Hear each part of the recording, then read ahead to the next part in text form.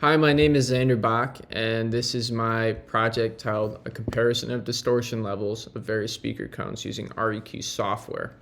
So a little backstory about me is I'm a big audio and music guy. I played guitar since I was 6 years old, and something I picked up throughout my years of experience is that if you want to achieve high quality sound, you're going to need high quality sound equipment, which costs a pretty penny.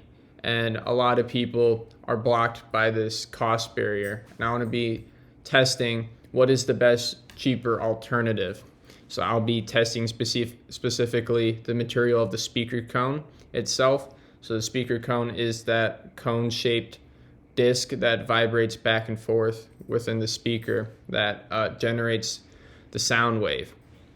And what I'll be doing to determining which one is best is by testing distortion, specifically total harmonic distortion, which tests what percent of all the harmonics are distorted. I specifically chose this because in music, different harmonics can determine the difference between the same frequency on a piano and on a violin.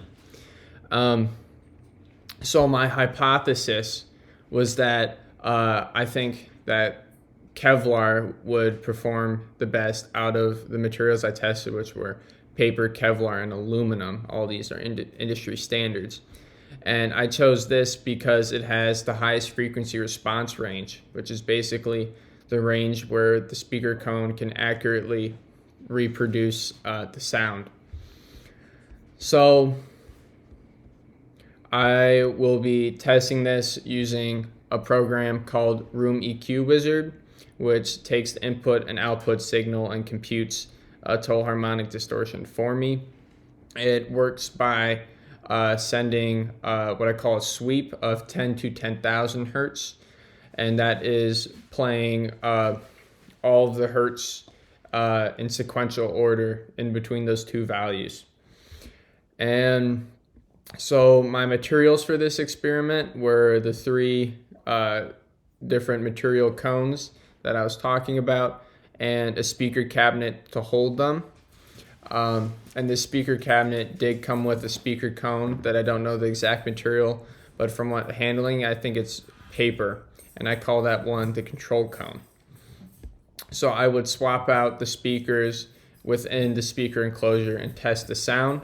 So the way I tested the sound is I put the speakers in a soundproof room at my school, and I put two microphones very close to them to measure the sound.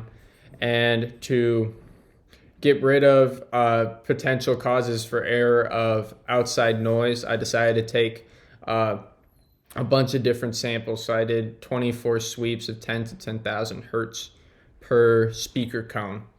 And those are averaged in averages of 8 sweeps on each of the graphs. So there's 3 lines on those, totaling for 24 sweeps.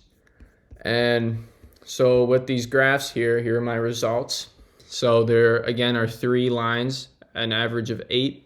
There's a red, a blue, and a green line. And when you see a combination of 2 or 3 colors, that's them overlapping.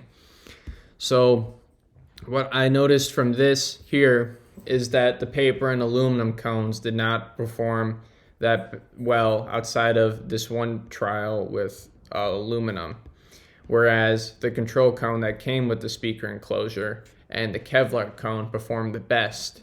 The control cone stayed outside of 10 to 1,000 hertz, stayed relatively consistent in its levels of distortion, and when it had more distortion, it wasn't that significant. While the Kevlar cone was a little bit more varied. It stayed very clear up to about 5,000 hertz, and then it started distorting a lot more at higher frequencies. Though a thing to point out here is that the Kevlar cone did achieve the lowest amount of distortions out of all the cones right here and right here, and that is expressed again in all 24 trials of this. So, and the control cone, basically the same pattern is expressed in all 24 trials. And if you're wondering what this blob right here on all the graphs are. I zoomed in on this. This is a graph of 10 to 1000 hertz. And this yellow box represents what people can hear. And all the speaker cones here exhibited significant levels of distortion, with the paper and aluminum cones exhibiting more than the control and Kevlar cones. So what I concluded from this is that even though I think the control cone performed the best because it stayed relatively consistent and didn't go above 2% total harmonic distortion outside of 10 to 1000 hertz. Out of the three, what I call foreign cones, the ones that aren't the control cone, the Kevlar cone did perform the best. And I think that the frequency response range did translate to this. And so potential causes for error in this were the speaker enclosure, actually. I think that the control cone performed the best because it was inside of a speaker enclosure that was designed for its performance, while the other speakers were in one that was not designed for them. So I think that could influence my data.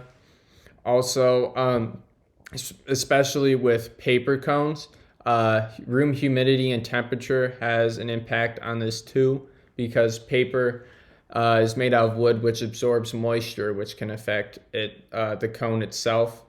And also, depending on the humidity, it can affect the air in the room.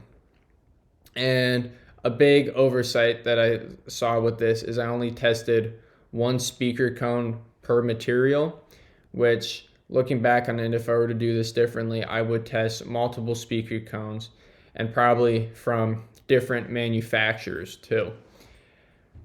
And also, if I were to do this again, I would find out how to test from the whole human hearing range, which is 20 to 20,000 hertz. I only tested to 10,000 hertz, though most songs and most music, that's the main range that people will hear. So that's my project, and thank you for your time.